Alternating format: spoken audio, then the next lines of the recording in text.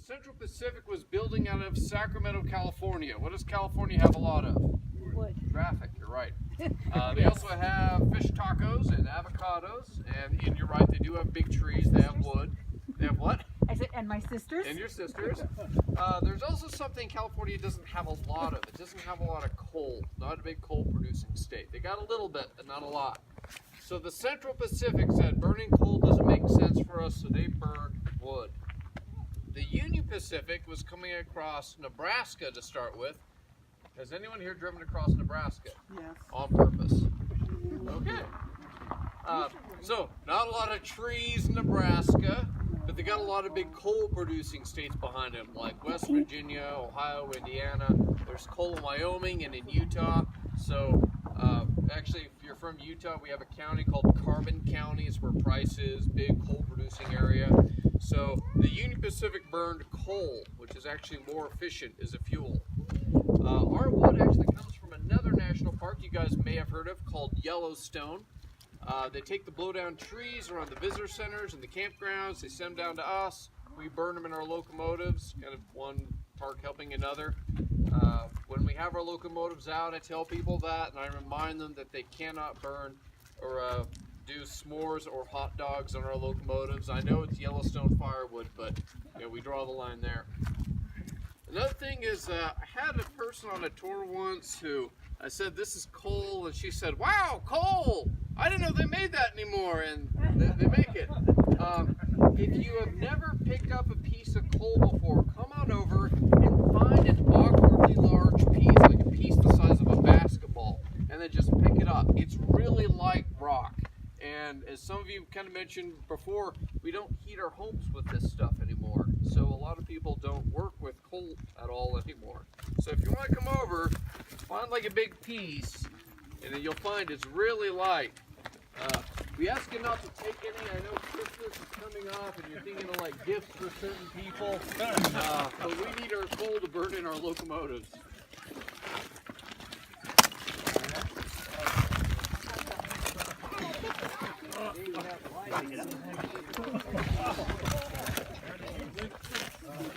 And to get a steam locomotive running, it takes 4 to 6 hours from starting the fire to the locomotive can actually move under its own power. So that's a lot of time to, start the locomotive. So we decided we needed another locomotive out here to serve as a tow truck. In case we needed to pull the locomotives out, or if they broke down, or if we just needed to move them around a little bit, we needed something else out here. So this is Buttercup. Buttercup is a 25-ton General Electric diesel locomotive from it's either 51 or 52. We got it as military surplus from Hill Air Force Base. When it was first delivered out here, it was bright yellow, so we named it Buttercup. And then we painted it Park Service brown, but we still like to call it Buttercup. Diesel locomotive, you turn the key and it starts most of the time. And then you let it idle for about 10 minutes and then it's ready to do work. So 4 to 6 hours of stoking a fire or turn the key and get your job done. That's why we have a third locomotive out here, and it's actually the oldest one that we have. We'll head into the engine house now. We'll meet up in front of the locomotives. I'll tell you about how these two machines actually got to this point.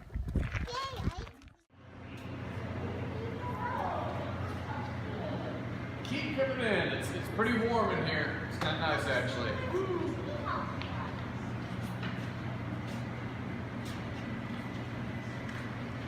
That train was actually flying green flags on the front of it, which were a signal to people out there on the rails to let them know that there's an unscheduled train behind that train.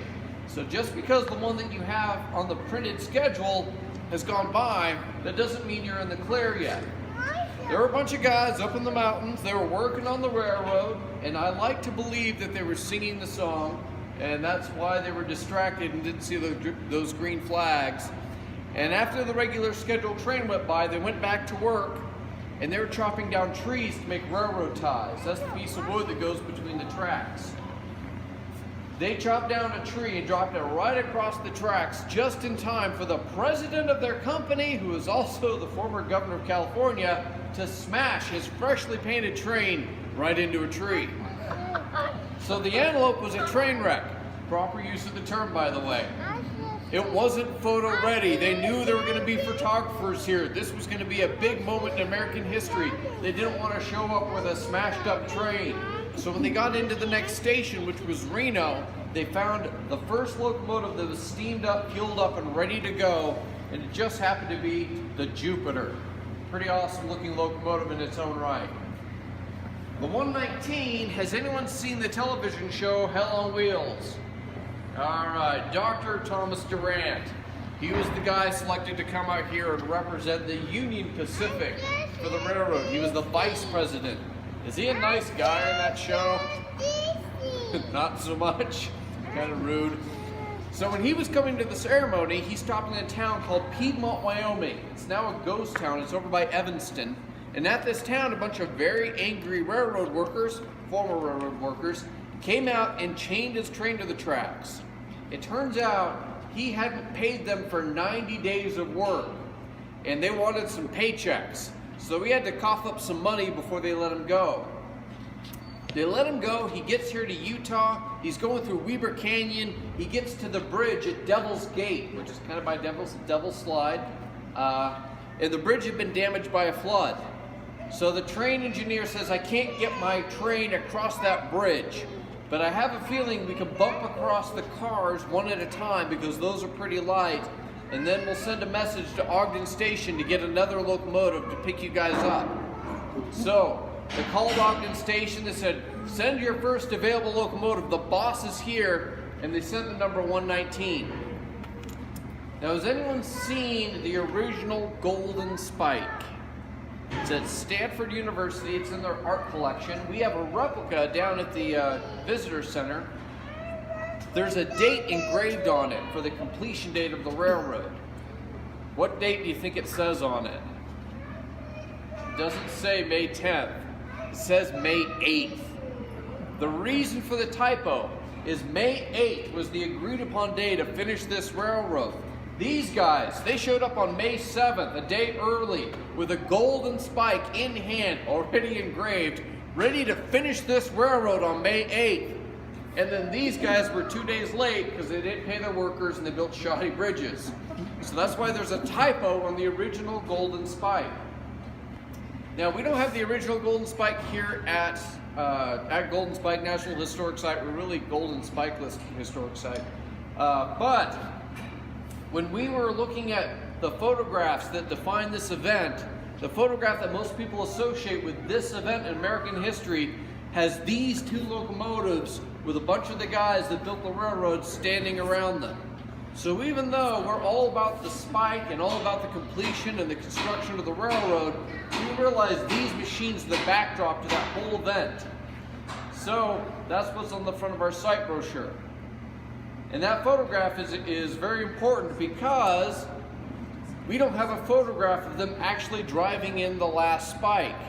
There were a lot of photographers out here that day, and one of the photographers, Charles Savage, actually caught the photograph of Governor Leland Stanford swinging and missing at the last spike. He was an office worker. He had no idea what to do with a hammer in his hands. But he caught that photograph with his camera. Photographs back then were taken on glass plate negatives, and when he was walking around the site that day, he dropped it and it shattered, so we don't have that photograph. So because of that, these locomotives get all the glory for being symbols of the completion of the Transcontinental Railroad. If you guys come over here, I'll show you how a steam locomotive works. You got three sections up here. The first section, the part with the rivets on it, that's called the smoke box. And back here you have the boiler, that's the part with the brass bands around it. And then back here, behind these two drive wheels, is your firebox. So in the firebox, this is a big fireplace. This is where I'm burning wood, I'm making heat and smoke. That heat and smoke then go through the boiler, into the smoke box, and out the smokestack. Now the boiler is 800 gallons of water. So for that smoke and heat to get through the boiler, it's going to go through boiler tubes, which are 2-inch diameter tubes. Those hold the smoke and the heat inside, and then the water's on the outside. That's how you're going to boil the water. I boil the water, I turn it into steam. It collects up here in the steam dome, big piece of brass up there. And there's a throttle that the engineer can operate. He controls how much steam goes from the dome through the dry pipe, which is an internal pipe you guys can't see, and it comes up front to this. This is a slide valve. It slides back and forth inside, and it'll put steam and pressure on either side of the cylinder. So I put steam here, the steam expands, pushes the piston and the cylinder forward, moves the arm, moves the wheel, moves the locomotive. I then bent that pressure into the smoke box, put pressure on the other side, move the piston back, move the arm, move the wheel, move the locomotive. So when you see a steam locomotive out on the tracks, like if you guys came back in the summer or late December, we'll actually pull out the 119 for 3 days. You'll notice that the smoke doesn't come out as one steady stream. It puffs and chuffs. And you get that kind of puffing and chuffing sound you associate with steam locomotives. The puffing and chuffing comes from venting the pressure from the cylinders into the smoke box and pushing it out in bursts. Come back here, I got a few great National Park Service approved jokes for you guys. And then you'll have the brakeman behind that, and then back behind the brakeman, you're gonna have the coupler, the guys that couples the cars together. So, we don't use this system anymore because it's terrible. This is called the link and pin system, link, pin.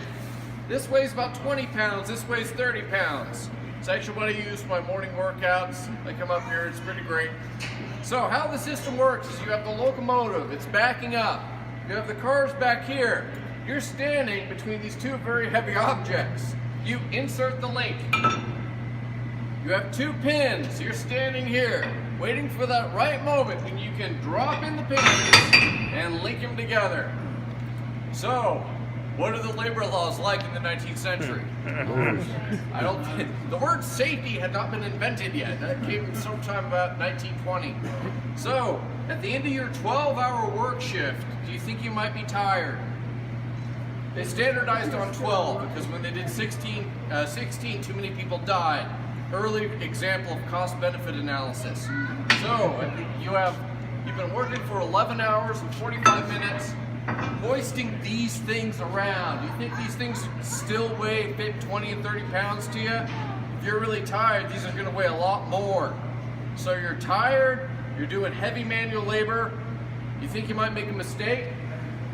You don't have to make a big mistake in this job to get into big trouble.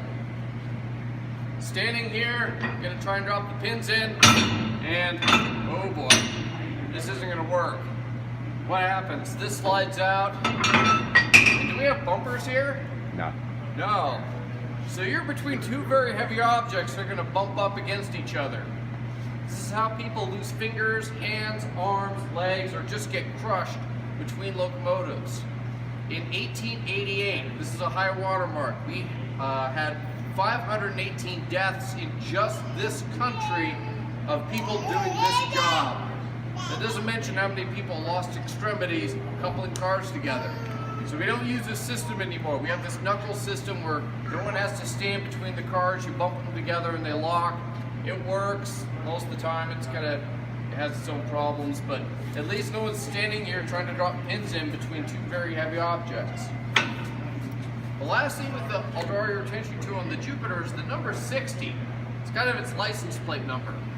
This means it's the 60th locomotive put in service with the Central Pacific Railroad. How do you get a locomotive like this to the West Coast when you don't have a rail connecting the country? Tractor trailer truck.